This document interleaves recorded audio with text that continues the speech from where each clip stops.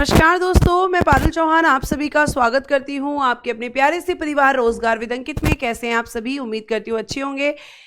हेमंत, कृष्णा, कविता, अंकुर, विकास, रामू, चांदनी, योगेश, अभिषेक, रामराज, सूर्या, सिद्धार्थ, आशीष, उज्जवल, अनमोल, अजय पाल, सत्येंद्र, नितिन, मनोज, तुषार, आप सभी को मेरी तरफ से गुड मॉर्निंग, नमस्ते, राधे राधे, राम राम, शस्त्री अकाल। प्यारे प्यारे बच्चों, कैसे हैं आप सभी? उम्मीद करती हूँ आप बहुत अच्छे होंगे और आपका रिवीजन भी बहुत अच्छा चल रहा होगा। आप सभी लोग जल्दी से लाइव आ जाएंगे, सेशन के साथ जुड़ जाएंगे ताकि हम क्लास को स्टार्ट कर सकें। आप जानते हैं मैं आपको पढ़ा रही हूँ गुप्ताज एम्पायर, गुप्त साम्राज्य। और प्यारे बच्चों, वहीं से फिर हम आगे पढ़ने वाले हैं। हम पढ़ेंगे चंद्रगुप्त सेकंड के बारे में, उनके नवरत्नों के बारे में। चंद्रगुप्त सेकंड की बेसिक इंफॉर्मेशन मैंने आपको कल दे दी थी, है ना। एक स्टोरी के साथ हमने अपनी क्लास को जो है विराम दिया था। और आप लिखेंगे यहां पर, हेडिंग देंगे गुप्त साम्राज्य यानी गुप्ताज एम्पायर। गुप्त साम्राज्य यानी हम लिखेंगे गुप्ताज एम्पायर, गुप्ताज एम्पायर। ठीक है बच्चे। और अगर हम इसकी बात करते हैं गुप्त साम्राज्य की, तो आपको मैं एक चीज बता देना चाहूंगी यहां पर कि हमें पढ़ना है चंद्रगुप्त सेकंड के बारे में। चंद्रगुप्त सेकंड, जिन्हें बेटा जी इतिहास में विक्रमादित्य के नाम से जाना जाता है। चंद्रगुप्त सेकंड जिन्हें क्या कहते हैं आप इतिहास में? विक्रमादित्य मैम हम इनको कहते हैं। ठीक है। इन्होंने क्या किया था मैम? शकों को हराया था। अंतिम शक शासक रुद्रथ की हत्या इन्होंने ही की थी। इनके दरबार में रहते थे मैम नवरत्न। कौन रहते थे बेटा? मैम नवरत्न रहते थे, जिनमें पहला नाम प्यारे बच्चे संस्कृत के महान कवि हैं कालिदास जी। संस्कृत के महान कवि हैं बेटा कालिदास जी। वो इन्हीं के दरबार से संबंधित थे। संस्कृत के महान कवि, great poet of Sanskrit, Sanskrit के महान कवि, great poet of, great poet of Sanskrit, great poet of Sanskrit, Sanskrit के महान कवि। ठीक है। क्या नवरत्न को क्या कहेंगे बेटा? नवरत्न ही कहेंगे। ठीक है, नवरत्न। और इन्होंने क्या क्या लिखा है? इन्होंने भी मैम एक तो अभिज्ञान शकुंतलम को इन्होंने लिखा है। बहुत सारी रचनाएं की हैं इन्होंने। अभिज्ञान शकुंतलम, इसमें क्या है तो राजा दुष्यंत और शकुंतला की प्रेम कहानी है। इन्होंने प्यारे बच्चे लिखा है रघुवंशम, रघुवंशम इन्होंने लिखा है। मेघदूतम इन्होंने लिखा है। ठीक है, बहुत सारी रचनाएं की हैं इन्होंने। ये तो मैं वो बता रही हूँ जो बहुत ज़्यादा फेमस हैं। ठीक है, मेघदूतम को इन्होंने लिखा है, विज्ञान शकुंतलम को इन्होंने लिखा है, रघुवंशम को इन्होंने लिखा है।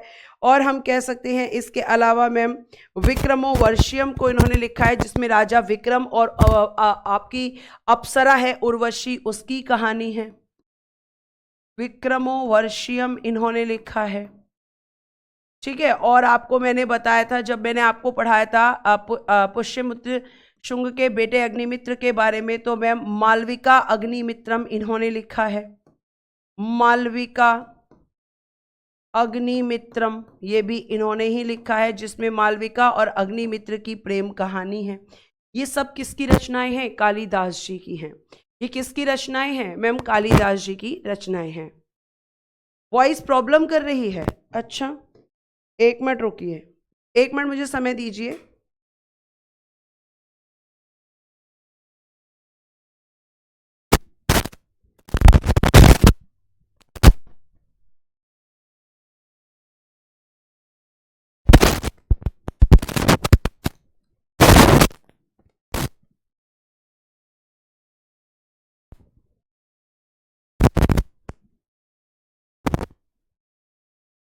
वेट प्लीज, एक मिनट, मैं देख रही हूं क्या दिक्कत हो रही है।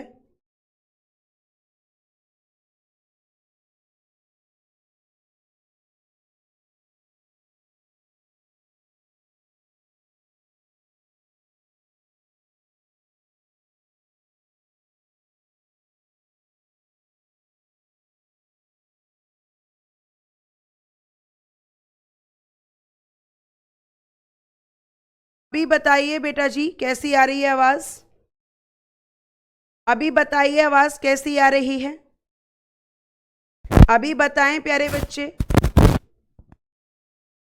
बताइए जल्दी से।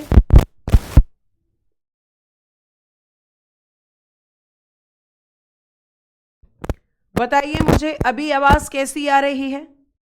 अभी क्लियर है कि नहीं है? अगर आप क्लियर है तो प्लीज एक बार थम्स अप करें। ओके, ठीक है, अब सही है, आगे चल सकते हैं। चलो, थैंक यू सो मच। चलिए, तो मैं आपको बता रही हूं कि जो चंद्रगुप्त सेकंड है उनके दरबार में कौन रहते हैं? कालिदास जी। कालिदास जी का नाम आपने सुना होगा, ये संस्कृत के महान कवि थे और ये उनके द्वारा की गई सारी रचनाएं हैं। तो विद्वान लोगों का यहाँ पे हम कह सकते हैं कि एक तरीके से दरबार में इनके रहा करते थे, जिन्हें हम नवरत्न कहते थे। ये सब अपने अपने क्षेत्र में इनकी अलग अलग, हाँ बेटा, कुमार संभवम भी इन्होंने ही लिखा है।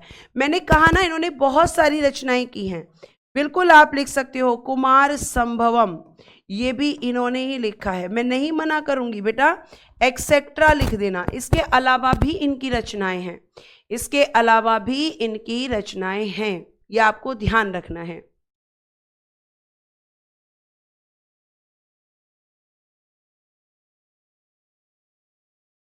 क्या प्रॉब्लम आ रही है बच्चे? क्या प्रॉब्लम हो रही है? रुक जाइए।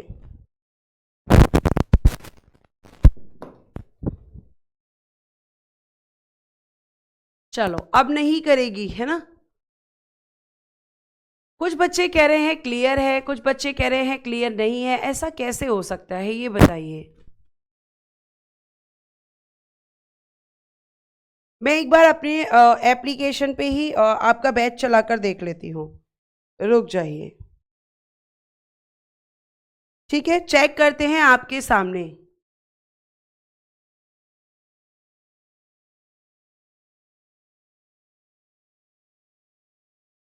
अभी क्लियर है?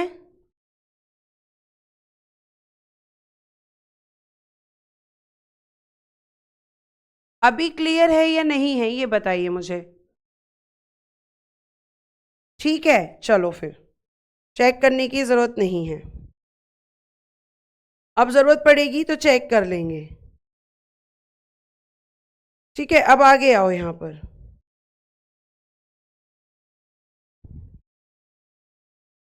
इनके बारे में लिख लिया होगा आपने। अब सुनिए, अगर इनके बारे में लिख लिया है तो नेक्स्ट यहां पर सुनिए। नेक्स्ट है यहां पर वाराह मिहिर।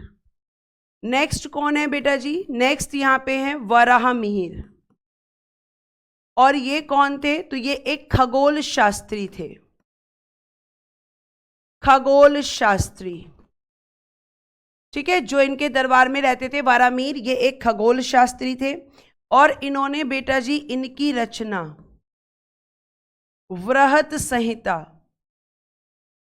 वृहत संहिता, बेटा अगर ठीक है तो प्लीज अब पढ़ लीजिए वृहत संहिता। ठीक है, उसके बाद में पंच सिद्धांतिका,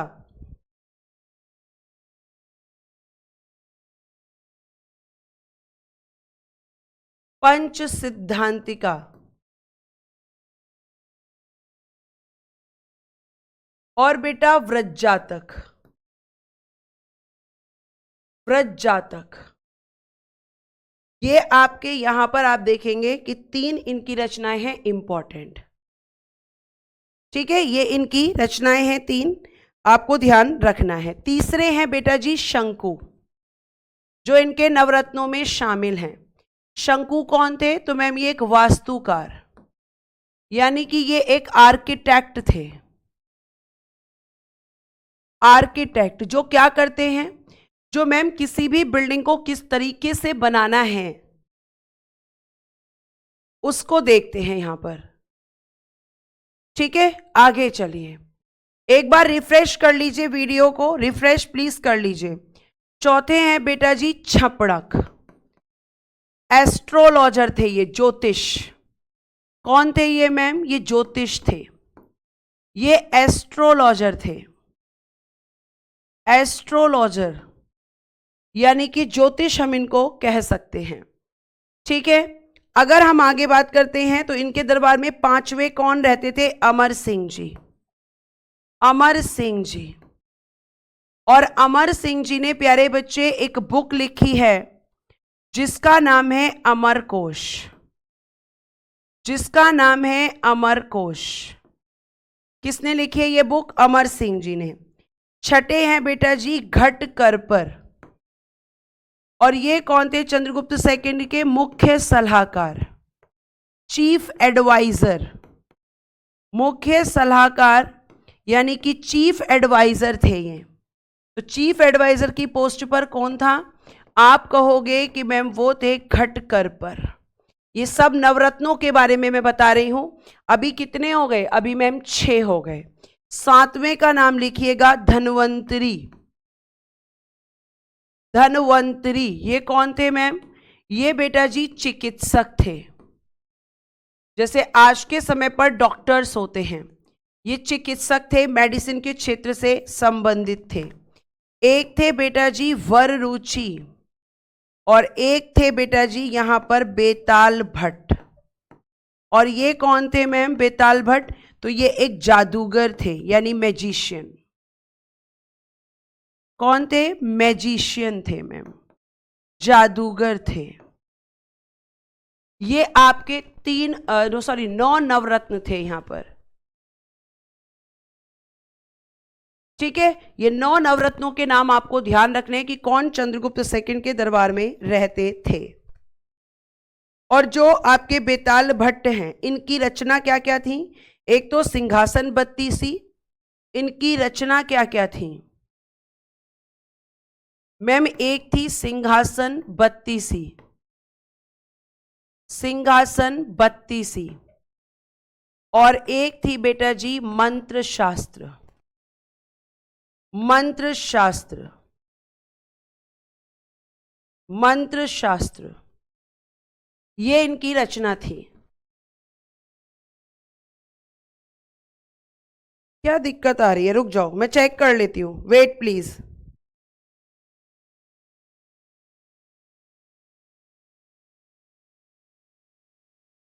आपकी खुशी के लिए लाइव क्लास चला देती हूं मैं।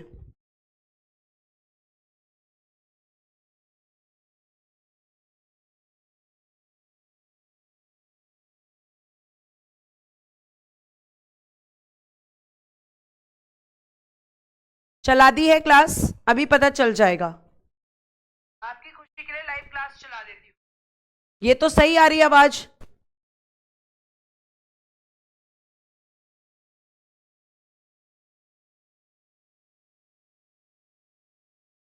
ठीक है, क्लास चला रखी है मैंने, अभी पता चल। ये तो एकदम क्लियर आ रही है बेटा। क्लास चला देती हूं। ये तो सही आ रही है आवाज। फिर क्यों कर रहे हो ऐसे? पढ़ना नहीं है?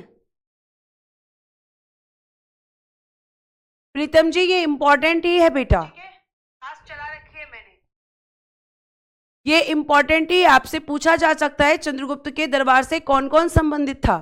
अगर मैं ये नहीं लिखवाऊंगी, या फिर अमरकोश किसके दरबार, अमर सिंह किसके दरबार से संबंधित थे? सब कुछ ठीक है, आप एक बार अपनी तरफ से भी तो रिफ्रेश कीजिए वीडियो को। खुद की तरफ से भी रिफ्रेश करना होता है। ठीक है, लिख लिया होगा आपने, उम्मीद करती हूं। लिख लिया है तो फटाफट थम्स अप करें।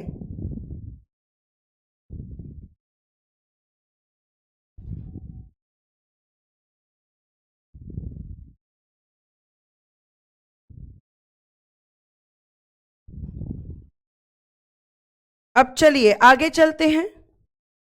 लिखिएगा चीनी यात्री फाहियान। ये क्वेश्चन पूछा जाता है और पूछा भी गया है प्रीवियस ईयर में। चीनी यात्री फाहियान चंद्रगुप्त सेकंड के समय भारत आया था। भारत आया था, ये क्वेश्चन पूछा जाता है कि फाहियान किस शासक के समय भारत आया था? तो चंद्रगुप्त सेकंड के समय। और बेटा फाहियान कौन था? तो मैम ये चाइना से आने वाला एक ट्रैवलर था, एक यात्री था। यहां पे क्यों आया था?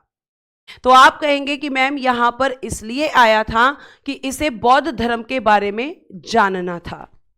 ठीक है, इसे किसके बारे में जानना था? बौद्ध धर्म के बारे में जानना था। यह आपको ध्यान रखना है। तो आप कहेंगे कि मैम चंद्रगुप्त सेकंड के समय फाहियान नामक एक चीनी यात्री भारत में आया था। और प्यारे बच्चे, अगर मैं आपसे बात करूं तो ये कैसे आया था भारत में? तो कहा जाता है कि चीन से पैदल आया था। ये चीन से पैदल आया था। और जब ये भारत से वापस गया, ठीक है, ये भी ध्यान रखना, जब ये भारत से वापस गया, ये क्वेश्चन पूछा गया है बेटा, जब ये भारत से वापस गया तो इसने अपनी यात्रा बंगाल से शुरू की थी। तो इसने अपनी यात्रा बंगाल से शुरू की थी, अपनी यात्रा बंगाल से शुरू की। ठीक है, वापस जाते समय क्वेश्चन पूछा गया है कि फाहियान जो कि एक चीनी यात्री था, जब वो भारत से वापस गया था तो उसने कहां से अपनी यात्रा शुरू की थी? तो बंगाल से। तो भारत से वापस गया तो इसने अपनी यात्रा बंगाल से शुरू की थी। ठीक है, बंगाल से शुरू की थी, ये ध्यान रखिएगा। और बेटा जब ये भारत में आया और उस समय भारत में इसने जो भी चीजें देखी उन सब का इसने क्या किया? मैम उस सब का यहां पर हम कह सकते हैं कि उन सब का इसने यहां पर वर्णन किया। और जब वर्णन किया बेटा जी तो इसकी एक बुक है, बुक का नाम याद रखिएगा जिसे आप कहते हैं फा क्यों की। क्या है इसकी बुक का नाम? फा क्यों की। ठीक है, फा क्यों की, ये इसकी बुक का नाम है। कभी भी एग्जाम में पूछा जा सकता है फा क्यों की किसकी बुक थी। तो ये चाइना से आने वाला एक यात्री जो भारत में उस समय पर यात्रा करने के लिए आया था जब चंद्रगुप्त का शासन यहां पर चल रहा था। ठीक है, इतनी बात आपको ध्यान में रखनी है। अब हम बात करते हैं कि जो चंद्रगुप्त मौर्य, जो चंद्रगुप्त सेकंड थे, इनकी राजधानी, इनकी कैपिटल की हम बात करते हैं। तो बेटा एक कैपिटल तो थी इनकी पाटलिपुत्र में। ठीक है, एक कैपिटल थी बेटा जी इनकी पाटलिपुत्र, जिसे आप वर्तमान में पटना कहते हैं। और इनकी दूसरी कैपिटल थी बच्चे उज्जैन। दूसरी कैपिटल थी इनकी मैम उज्जैन। तो दो राजधानियां इनके समय पर हुआ करती थीं, ये आपको ध्यान रखना है। उसके बाद प्यारे बच्चे एक आपका स्तंभ लेख है, ध्यान से सुनना, मेहरौली स्तंभ लेख। मेहरौली स्तंभ लेख।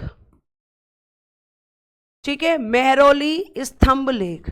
अब स्तंभ क्या होता है? मैम पिलर होता है। पिलर पर क्या लिखा गया है? मैम पिलर पर लिखा गया है आपका एक मैसेज। और वो पिलर कहां पर है? मेहरौली में। मैम मेहरौली कहां पर पड़ता है? या फिर ये जो पिलर है ये किस चीज का बना हुआ है? पत्थर का है, लोहे का है, तांबे का है, या किसी और धातु का है? तो प्यारे बच्चों जो मेहरौली स्तंभ लेख है, सबसे पहले तो आप ध्यान रखना कि ये आपका दिल्ली में है। कहां पर है बेटा जी? मैम ये दिल्ली में देखने के लिए मिलता है। दूसरा, ये आपका लोहे का बना हुआ है, लोहे का है ये, यानी कि आप कह सकते हो कि मैम आयरन पिलर है, लोहे का बना हुआ है। ये आप ध्यान रखेंगे कि लोहे का बना हुआ है। क्लियर है? अब लोहे का बना हुआ है तो प्यारे बच्चे अगर हम बात करते हैं तो ध्यान रखना, लेकिन आज तक इस पर जंग नहीं लगा, लेकिन आज तक इस पर जंग नहीं लगा। और ये बड़ा ही रिसर्च का विषय है, लेकिन आज तक इस पर जंग नहीं लगा। ठीक है, इस चीज को यहां पे जानने का प्रयास किया जा रहा है कि भाई लोहे की कोई चीज है और इतने साल पुरानी है, उसके बाद भी आज तक इस पर जंग नहीं लगा। आखिर ये स्तंभ लेख किसने लिखवाया है, इसका कनेक्शन किससे है और इसकी भाषा क्या है? तो प्यारे बच्चे ये जो स्तंभ लेख है इस पर लिखा हुआ है चंद्र। क्या लिखा हुआ है इस पर? चंद्र लिखा हुआ है। और चंद्र लिखा हुआ है इसीलिए इसका जो संबंध माना जाता है, कहा जाता है कि इसको किसने लिखवाया, लिखा हुआ है, इसीलिए इसका संबंध चंद्रगुप्त सेकंड से माना जाता है। इसीलिए इसका संबंध किससे माना जाता है? इसीलिए इसका संबंध चंद्रगुप्त सेकंड से माना गया है कि चंद्रगुप्त सेकंड ने ही इसको लिखवाया है, चंद्रगुप्त सेकंड से माना गया है। ठीक है, क्योंकि इस पे लिखा है चंद्र। और प्यारे बच्चों, आपको मैं ये भी बता दूं कि इसकी जो भाषा है, इस मेहरौली पिलर की आपकी जो भाषा है यानी लैंग्वेज है, वो बेटा जी संस्कृत है। यानी संस्कृत भाषा में लिखा हुआ एक पिलर आपका है, और आपको ध्यान रखना है कि ये चंद्रगुप्त सेकंड से संबंधित है। ठीक है, तो ये आपसे कभी भी क्वेश्चन पूछा जा सकता है, मेहरौली स्तंभ लेख कहां पर है, यह मेहरौली स्तंभ लेख किस चीज का बना गया है। और प्यारे बच्चे, इस पर क्या लिखा है मैम, चंद्र लिखा है। बेटा हेनसांग अमृत कुमार जी हर्षवर्धन के समय आया था, जब मैं आपको वर्धन वंश पढ़ाऊंगी वहां पर आएगा बेटा ये वाला फैक्ट। ठीक है, इसके समय पर फाहियान आया था, हेनसांग नहीं।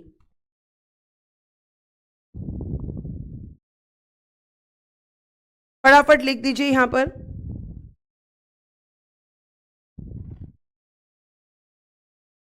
ठीक है, अब आप यहाँ पे मेरी बात को ध्यान से सुनेंगे, और यहां तक आपने लिख लिया होगा। उसके बाद मेरा अब आपसे एक प्रश्न है, देखते हैं कितने बच्चे उस प्रश्न का उत्तर देते हैं। मुझे ये बताइएगा कि चंद्रगुप्त सेकंड ने अपनी बेटी प्रभावती गुप्त की शादी किससे की थी, ये आपको बताना है। ठीक है, क्योंकि प्यारे बच्चे गगन यहां पर चंद्रगुप्त मौर्य से नहीं लगाया गया है, चंद्रगुप्त सेकंड से लगाया गया है। जो इतिहास में लिखा है मैं आपको वही पढ़ाऊंगी, है ना। मैं और आप तो इतिहास बदल नहीं सकते हैं। इतिहासकारों ने कहा कि भाई चंद्रगुप्त सेकंड से संबंधित है। ठीक है, तो हमने लिख दिया कि भैया ये चंद्रगुप्त सेकंड से संबंधित है। मेहरौली में, मेहरौली कहां पड़ती है, दिल्ली में है, आयरन पिलर है, लेकिन आयरन के बाद भी आज तक इस पर कभी जंग नहीं लगा। और क्यों नहीं लगा, ये बड़ा आश्चर्य का विषय है। Very good ma'am, Rudrasen second से, शाबाश। अब आपको ये तो पता है कि इनकी एक बेटी थी, लेकिन आपको ये भी तो पता है कि चंद्रगुप्त सेकंड के एक बेटे भी थे, चंद्रगुप्त सेकंड, है ना। इनके बेटे का नाम क्या था, सेकंड के बेटे थे मैम कुमार गुप्त प्रथम। बेटे कौन थे, कुमार गुप्त प्रथम। तो ये जो कुमार गुप्त प्रथम थे, इनका विवाह किसके साथ हुआ था, जो ध्रुव देवी से पैदा हुए थे। तो कुमार गुप्त प्रथम जो हैं प्यारे बच्चे, कदम वंश के शासक का, देखना, कुमार गुप्त का विवाह, कुमार गुप्त प्रथम का विवाह कदम वंश के शासक, कदम वंश के शासक काकुत्स वर्मा की बेटी, काकुत्स वर्मा की बेटी, काकुत्स वर्मा की बेटी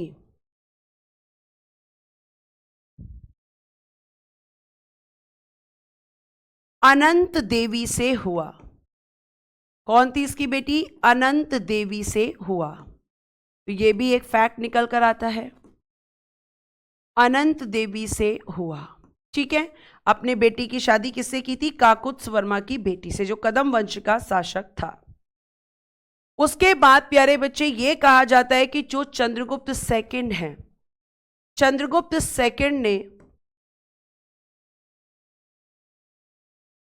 मथुरा कुषाणों से जीता था, मथुरा कुषाणों से जीता। और मैम ये जीता था, इस चीज की जानकारी कहां से मिलती है, चंद्रगुप्त सेकंड जरूर लिख देना। चंद्रगुप्त सेकंड ने मथुरा को कुषाणों से जीता था, और ये बात हमें मथुरा इंस्क्रिप्शन से पता चलती है। मथुरा अभिलेख यानी मथुरा इंस्क्रिप्शन से हमें ये जानकारी मिलती है कि चंद्रगुप्त सेकंड ने मथुरा को कुषाणों से जीता था। उसके अलावा प्यारे बच्चे अगर हम बात करते हैं तो आगे लिखिएगा,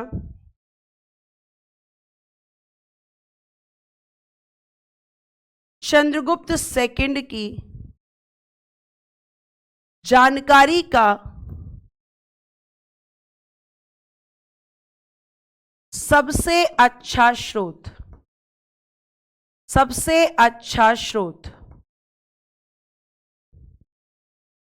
यानी गुड सोर्स, सबसे अच्छा स्रोत देवी चंद्रगुप्तम, देवी चंद्रगुप्तम है। और इसके लेखक कौन है? इसके राइटर हैं ma'am Vishakh Datt ji, writer of Devi Chandraguptam. इसमें क्या है बेटा जी? ध्रुव देवी और चंद्रगुप्त सेकंड की प्रेम कहानी, जो मैंने आपको कल सुनाई थी। और इसको किसने लिखा है? विशाख दत्त जी ने। ठीक है।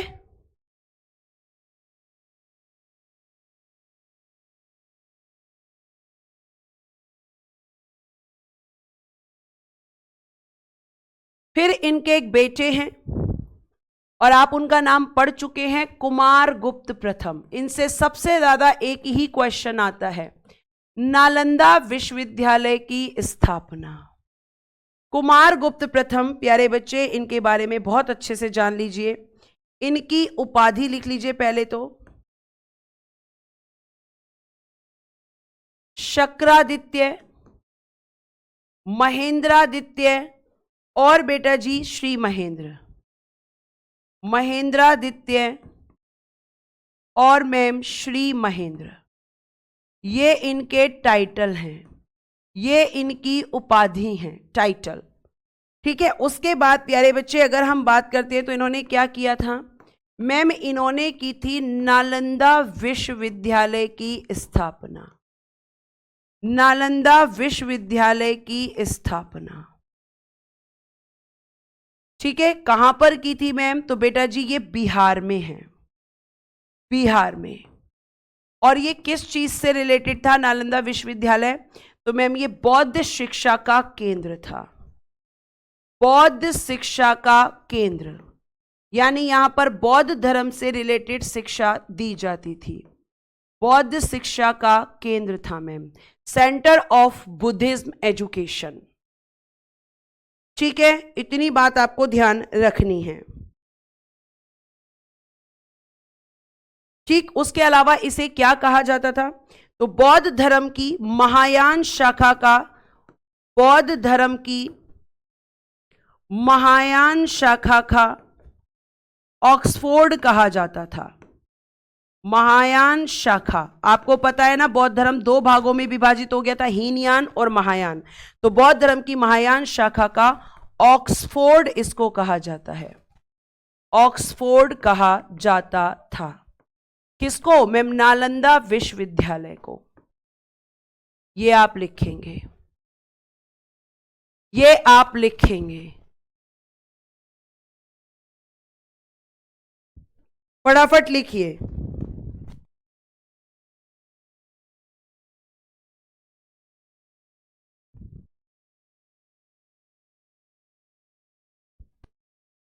लिखिए फटाफट।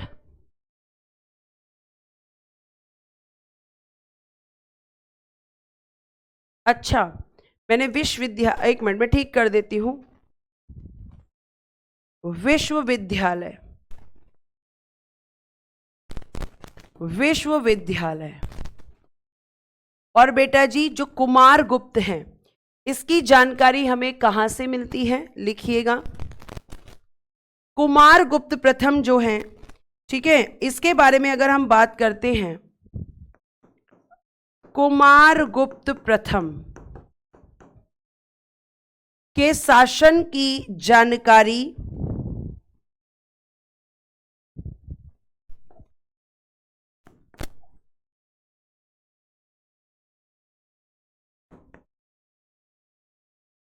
मंदसौर प्रशस्ति से मिलती है। मंदसौर प्रशस्ति, प्रशस्ति का मतलब मैंने कल क्या बताया था? कमेंट बॉक्स में बताओ। मंदसौर प्रशस्ति से मिलती है, मंदसौर प्रशस्ति से मिलती है। फटाफट बताइए, प्रशस्ति का मतलब मैंने कल आपको क्या बताया था? इसकी जानकारी कहां पर मिलती है? मैं मंदसौर प्रशस्ति से।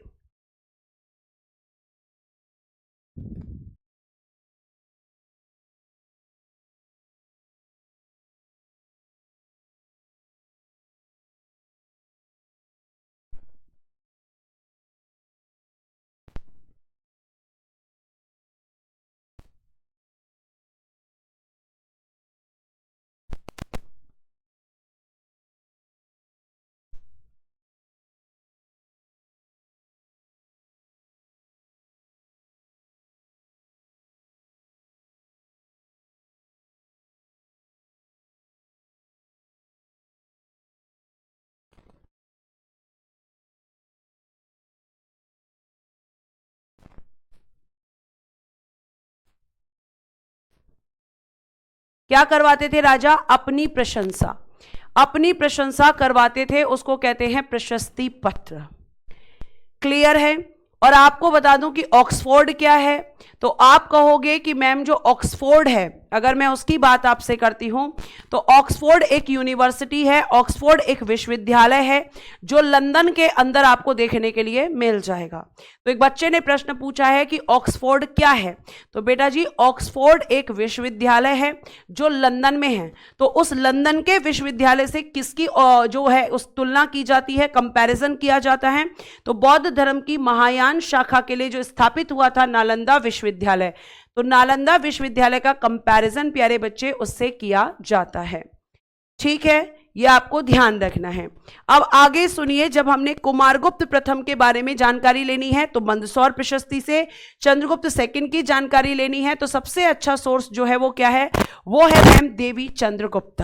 क्लियर बेटा? आगे चलते हैं और अब हम यहाँ पे लिखते हैं स्कंदगुप्त। ध्यान से, इस वंश का अगला शासक है, खत्म होने वाला है, फिर मैं रिवीजन कराऊंगी और फिर अगला वंश आपको शुरू करवाऊंगी। प्यारे बच्चे एक हेडिंग दीजिएगा स्कंदगुप्त, जो इस वंश का आपका अगला शासक है कुमारगुप्त प्रथम के बाद में। क्या नाम है इसका? स्कंदगुप्त। इसके बारे में आपने मुझसे सुना था। प्यारे बच्चे लिखिएगा इसके बारे में, गुप्त वंश का, ध्यान से लिखना लाइन को, गुप्त वंश का अंतिम महान शासक, गुप्त वंश का अंतिम महान शासक। मैंने ये नहीं लिखा है अंतिम शासक, मैंने लिखा है अंतिम महान शासक, यानी कि लास्ट ग्रेटेस्ट रूलर। आप ये लिख दीजिएगा, last greatest ruler, last greatest ruler. ठीक है, गुप्त वंश का अंतिम महान शासक हम कह सकते हैं कि कौन था? तो मैम स्कंदगुप्त हुआ करता था। इसकी उपाधि क्या थी? तो मैम इसका जो टाइटल था या इसकी जो उपाधि थी वो क्या हुआ करती थी? तो बेटा जी क्रमादित्य, क्रमादित्य और शकोप्रम। ठीक है, और क्या होता था? शक्रोपम, शक्रोपम। यह आपको ध्यान रखना है, ये दोनों इसके टाइटल थे। आप टाइटल को नहीं भी याद रखेंगे तो चल जाएगा। प्यारे बच्चे इसकी जो राजधानी इसने बनाई थी, कैपिटल, वो बनाई थी इसने अयोध्या। राजधानी यानी कैपिटल इसने क्या बनाई थी? इसने बनाई थी बच्चे अयोध्या। और मैं आपको बता दूं कि एक थे आपके बाहर से आक्रमणकारी, विदेशी आक्रमणकारी जो बार बार भारत पर अटैक करते थे, बार बार भारत पर अटैक करते थे, वो कौन थे? तो लिखिएगा हूणों को, हूणों को पराजित करने के कारण, पराजित करने के कारण, करने के कारण इसे क्या कहते हैं? करने के कारण इसे हूण विजेता कहते हैं। हूणों को पराजित करने के कारण इसे क्या कहते हैं? हूण विजेता, हूण विजेता कहते हैं। यानी हूणों पर इसने क्या किया था? विजय हासिल की थी। आपका अगला क्वेश्चन होगा कि ये हूण कौन थे? तो बेटा जी हूण कौन थे? विदेशी आक्रमणकारी, विदेशी अटैकर्स थे, विदेशी आक्रमणकारी थे जो बार बार भारत पर अटैक करते थे। और उनको किसने पराजित किया था? मैम स्कंदगुप्त ने। इसीलिए इसे बोला जाता है हूण विजेता, इसीलिए इसे बोला जाता है हूण विजेता। और इसने हूणों को पराजित किया था। हूणों को क्या किया था इसने? पराजित। ये वाली जानकारी हमें कहाँ से मिलती है कि इसने हूणों को पराजित किया था? तो बेटा यह जानकारी मुझे हमें मिलती है भीतरी अभिलेख से। भीतरी अभिलेख से हमें ये जानकारी मिलती है कि स्कंदगुप्त ने हूणों को पराजित किया था। और इसीलिए मैम हम इसे हूण विजेता कहते हैं, इसीलिए हम इसे हूण विजेता कहते हैं। और इसने क्या किया था? मैम आपने ये भी बताया था कि इसने सुदर्शन झील का क्या कराया था? लिखिएगा, जो सुदर्शन झील है ना, उसका संबंध भी इससे था। तो मैम सुदर्शन झील का पुनः जीर्णोद्धार, झील का पुनः जीर्णोद्धार यानी कि रिनोवेट इसने करवाई थी। पुनः जीर्णोद्धार, मुझे ये बताइए कि जीर्णोद्धार किसने करवाया था? इसने तो रिनोवेट करवाई थी। रिनोवेट किसने करवाई थी? रिनोवेट, पुनः जीर्णोद्धार कराया था। और इसकी जानकारी कहाँ से मिलती है, इस बात की जानकारी कहाँ से मिलती है? तो मैम इसकी जानकारी हमें मिलती है जूनागढ़ इंस्क्रिप्शन से, जूनागढ़ अभिलेख से हमें इसकी जानकारी मिलती है। मैंने प्रश्न पूछा है कि सुदर्शन झील को किसने रिनोवेट कराया था। देखते हैं कितना किसको याद रहता है। ठीक है, किसको कितना याद रहता है, यह आपको ध्यान रखना है। तो शाश्प ने करवाया था, तो फिर नहरें किसने निकलवाई थी? वेरी गुड मिस्टर अखिल, मैम रुद्र दामन ने करवाया था। Very good. तो शाश्प ने तो नहरें निकलवाई थी, जो कि अशोक का दरबार में रहता था, अशोक का मंत्री था। ठीक है, आगे चलते हैं। अगर हम बात करते हैं तो प्यारे बच्चे एक लिखिएगा कि गुप्त वंश में कुल 24 शासक हुए हैं।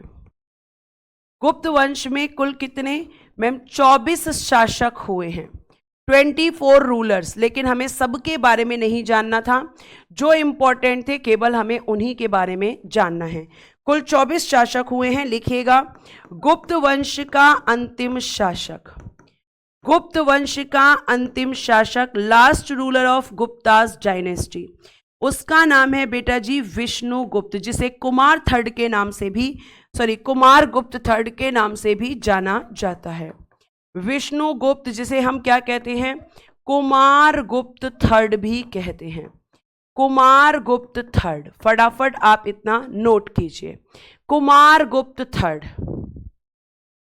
कितनी बार मैंने पढ़ा दिया है कि जूनागढ़ इंस्क्रिप्शन कहाँ है, उसके बाद भी यही क्वेश्चन आ रहा है कि जूनागढ़ अभिलेख कहाँ है। बेटा प्लीज रिक्वेस्ट है, आप जो है डेली क्लास देखें।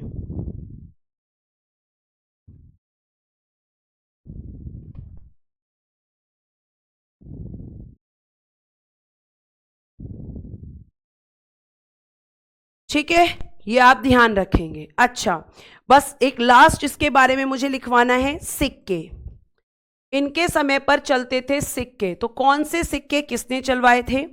कॉइन्स की हम बात करते हैं। सिक्के, सिक्के को क्या कहते हैं? कॉइन। और ये जो सिक्के थे प्यारे बच्चे, एक होता था चांदी, पहले लिखना सोने का सिक्का, सोने का सिक्का मैंने बताया था आपको किसने चलवाया था। और इस सोने के सिक्के को कहा जाता था बेटा जी दिनार। क्या कहते थे इसको? दिनार कहते थे। और सोने का सिक्का किसने चलवाया था? मैम चंद्रगुप्त प्रथम ने। आपने कल बताया था अपनी शादी के दिन। और एक होता था बेटा जी इनके समय पर चांदी का सिक्का, चांदी का सिक्का, जिसे कहते थे रुपयक। क्या कहते थे जिसको? मैम जिसको कहते थे रुपयक। और ये किसने चलवाया था? इसे चलवाने का काम किया था चंद्रगुप्त सेकंड ने। तो ये दोनों क्वेश्चंस आपको ध्यान रखने हैं कि सोने का सिक्का चलाने वाला प्रथम गुप्त शासक कौन था और चांदी का सिक्का किसने चलवाया था।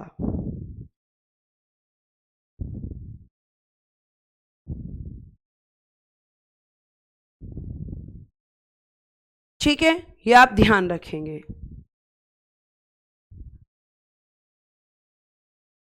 आयुषी बेटा आपने ध्यान ही नहीं दिया, यहां क्या लिखा है? अंतिम महान शासक। और यहां क्या लिखा है?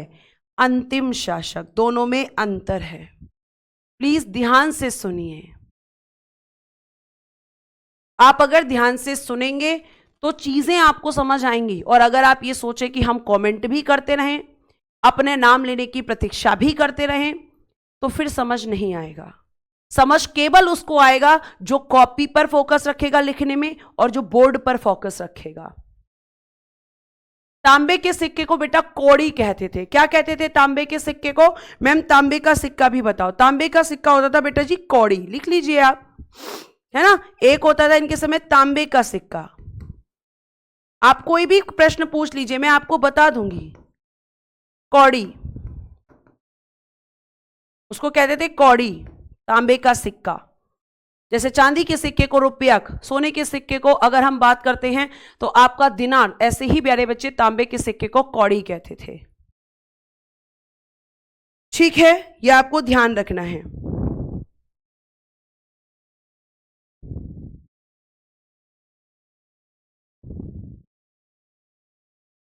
ठीक, अब मैं आपको यहां पे थोड़ा सा पढ़ा दूं। आपका नेक्स्ट चैप्टर है जिसे आप कहते हैं पुष्यभूति वंश। नेक्स्ट चैप्टर है नया चैप्टर पुष्यभूति वंश या बेटा जी वर्धन वंश, या आप इसको कहते हैं वर्धन वंश। पुष्यभूति वंश क्यों कहते हैं और वर्धन वंश क्यों कहते हैं, दोनों का मैं आपको बताऊंगी। ठीक है, पुष्यभूति वंश या वर्धन वंश, ध्यान से सुनिएगा बेटा। जब हम किसी भी नए वंश की बात करते हैं तो सबसे पहले हमारे दिमाग में नाम आना चाहिए कि भाई संस्थापक कौन था, इस वंश का फाउंडर कौन था। तो क्योंकि बेटा इसका जो फाउंडर था वो पुष्यभूति था। कौन था बेटा जी, पुष्यभूति, इसलिए इसको कहा गया पुष्यभूति वंश।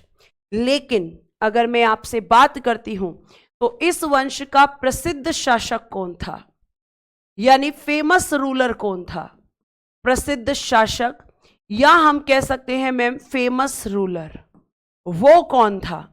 तो बेटा जो फेमस रूलर था या जो प्रसिद्ध शासक था उसका नाम था प्रभाकर वर्धन। क्या नाम था बेटा जी, प्रभाकर वर्धन। और क्योंकि प्रभाकर वर्धन इस वंश के प्रसिद्ध शासक हुए, इन्होंने ही इस वंश को प्रसिद्धि दिलाई। बेटा रिवीजन भी करवाऊंगी शताक्षी, पेशेंस रखें, अभी क्लास का टाइम खत्म नहीं हुआ है, रिवीजन करवाया जाएगा, आप परेशान मत होइए। ठीक है, प्रभाकर वर्धन। अब ये जो प्रभाकर वर्धन है, क्योंकि ये प्रसिद्ध शासक थे तो प्यारे बच्चे इनके 3 बच्चे थे, इनके 3 बच्चे थे, जिनमें से एक इनके बेटे थे राज्यवर्धन। और राज्यवर्धन जो है वो कौन थे, इनके बड़े बेटे। ठीक है, और बेटा जी एक थे इनके बेटे हर्षवर्धन, जो इस वंश के सबसे प्रसिद्ध शासक हुए हैं, सबसे प्रसिद्ध हर्षवर्धन। और ये थे इनके छोटे बेटे। और एक थी बेटा जी इनकी जो है बेटी, उनका नाम था राज्यश्री। ये कौन थी मैम, ये थी इनकी बेटी। ठीक है, और प्यारे बच्चे जो आपके प्रभाकर वर्धन थे, ये तो इनके बच्चे हो गए। इनकी एक पत्नी भी थी जिनका नाम था यशोमती। जिनका नाम क्या था बच्चे, यशोमती। ये आप इनकी फैमिली ट्री के बारे में पहले ध्यान रखिए। क्यों कह रहे हैं हम यहां पर ऐसा, क्योंकि आपको ये ध्यान रखना है।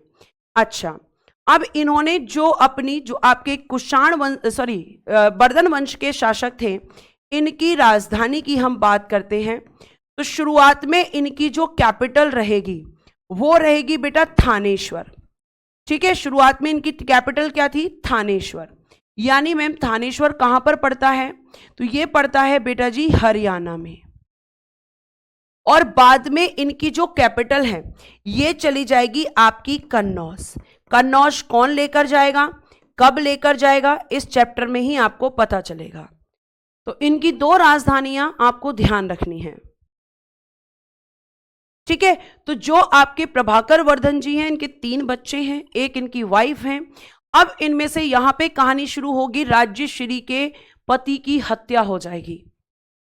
प्रभावती गुप्त प्रभाकर वर्धन जी की बीमारी के कारण मृत्यु हो जाएगी।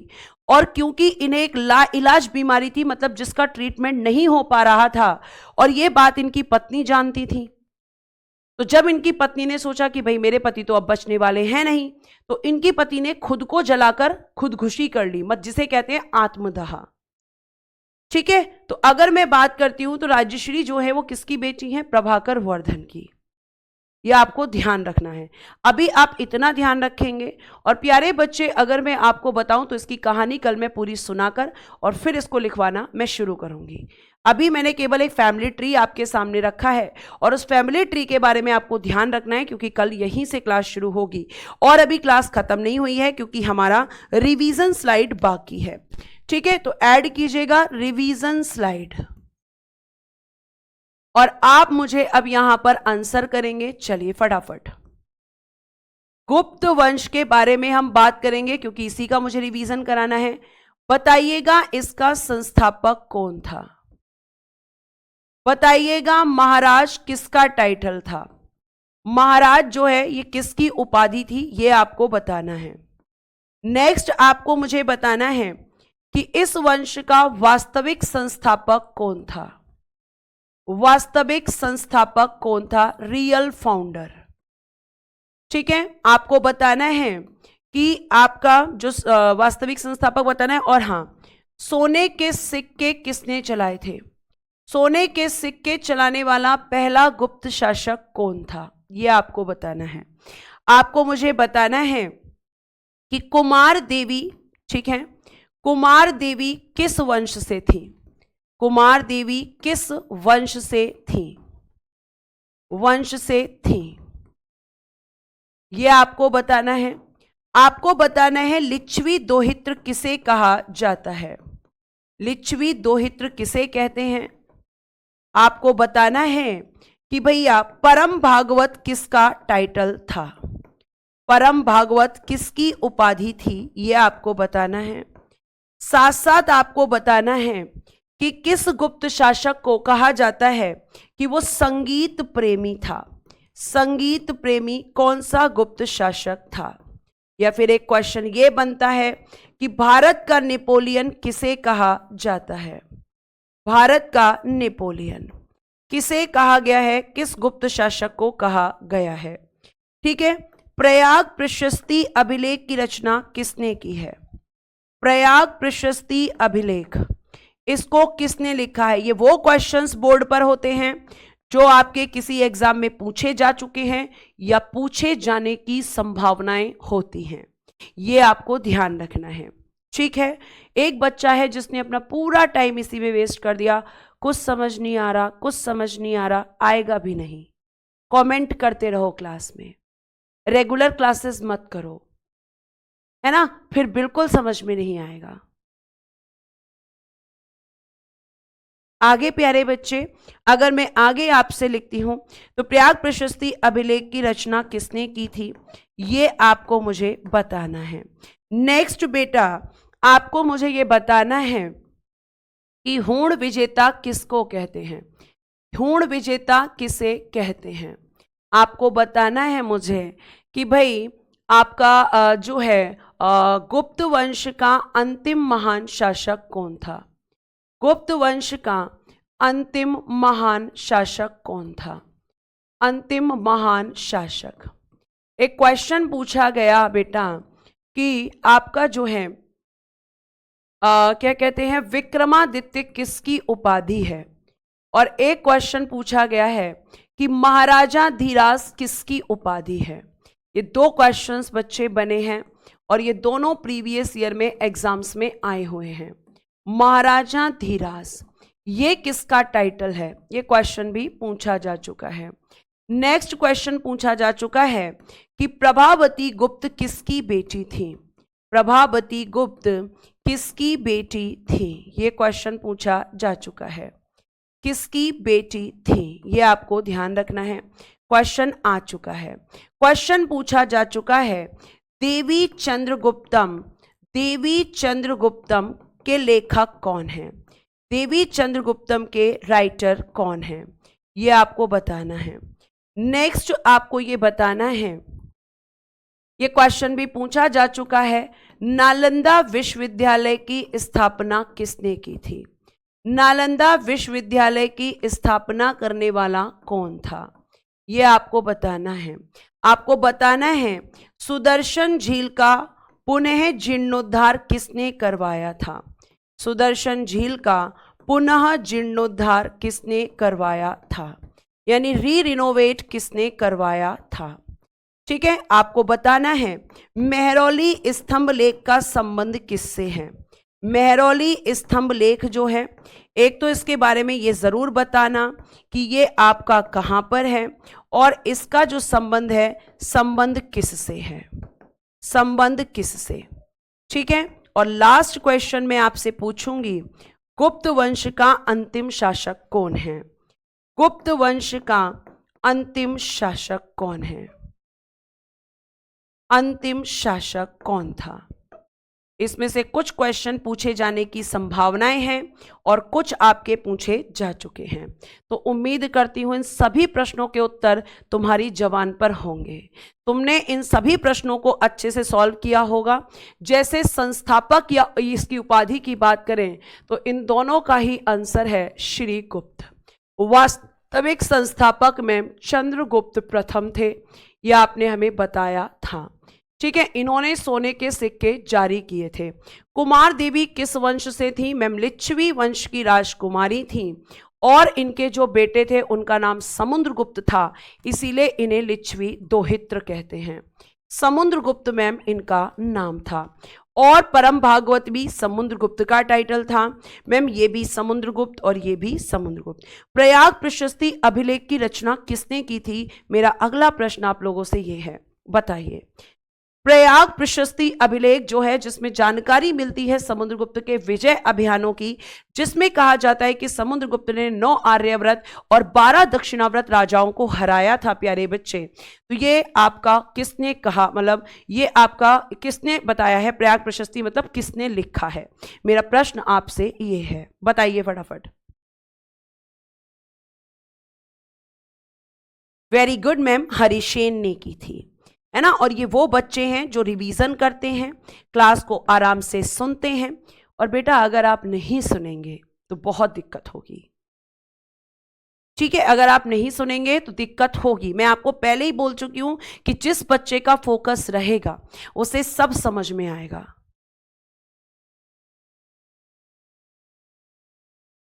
ठीक है, आगे चलते हैं। नेक्स्ट जो हम बात करते हैं, हुण विजेता कौन था? बताइए, हुण विजेता किसे कहा जाता है? मैंने अभी आपको बताया था कि हुणों पर विजय हासिल करने वाला एक गुप्त शासक था। हुण कौन थे? तो मैम विदेशी आक्रमणकारी थे जो बार बार भारत पर आक्रमण कर रहे थे। और गुप्तों का अंतिम महान शासक, मैम इन दोनों का एक ही तो आंसर है, स्कंदगुप्त। स्कंदगुप्त है। विक्रमादित्य किसकी उपाधि है? महाराजा धीराज किसकी? आपने कई बार हमें बताया चंद्रगुप्त सेकंड का है। आपने हमें बताया महाराजा धीराज चंद्रगुप्त प्रथम का टाइटल है। प्रभावती गुप्त किसकी बेटी थी? चंद्रगुप्त सेकंड की बेटी थी। और रिवीजन करने का ये सबसे बेस्ट तरीका होता है, आप खुद से भी क्वेश्चंस निकालिए पढ़ने के बाद, तब आपको प्यारे बच्चे अगर हम बात करते हैं तो आप देखेंगे कि आपके अंदर कितना इंप्रूवमेंट होगा। आपको पूछने की जरूरत ही नहीं पड़ेगी कैसे पढ़ना है। ठीक है, आपके देवी चंद्रगुप्तम के लेखक मैंने बताया था विशाख दत्त हैं, जिससे किसकी जानकारी मिलती है? चंद्रगुप्त सेकंड की। नालंदा विश्वविद्यालय की स्थापना मैम कुमार गुप्त प्रथम ने की थी और नालंदा विश्वविद्यालय का संबंध बौद्ध धर्म की महायान शाखा से था। पुनः जीर्णोद्धार स्कंद गुप्त ने करवाया था। मैम आपने बताया, इसकी जानकारी हमें जूनागढ़ इंस्क्रिप्शन से मिलती है। मेहरौली स्तंभलेख दिल्ली में है और इसका संबंध मैम चंद्रगुप्त सेकंड से है, क्योंकि इस पर चंद्र लिखा हुआ है। और मैम गुप्त वंश का आपका अंतिम शासक विष्णुगुप्त है, जिसे हम कुमार गुप्त थर्ड के नाम से भी जानते हैं। विष्णुगुप्त कह लीजिए या कुमार गुप्त थर्ड कह लीजिए, एक ही बात है। ये आपका हो गया। अगर आपको क्लास अच्छी लगी और आपने इन सभी प्रश्नों के उत्तर किए हैं तो एक बार थम्स अप कर दीजिए। आपसे किया हुआ वादा नहीं टूटेगा। जैसे ही कोई चैप्टर कंप्लीट होगा तुरंत रिवीजन स्लाइड आपकी ऐड होंगी, क्योंकि इससे बच्चे को कॉन्फिडेंस आता है, उसे पता चलता है कि मुझे कितना याद है ना। और आपका कोई भी अगर डाउट रहता है तो उसके लिए बेटा जी टेलीग्राम ग्रुप है। मेरी तरफ से क्लास खत्म हो चुकी है और अगर आपको क्लास अच्छी लगी है, आपको चीज़ें समझ में आई हो, तो या तो थम्स अप कर दीजिए या फिर स्माइल दे दीजिए। और आप सभी को आज के लिए बहुत बहुत धन्यवाद। Bye bye, take care and good night, sorry good day everyone. जय हिंद, जय भारत। हंसते रहें, मुस्कुराते रहें और आप हमेशा खुश रहें।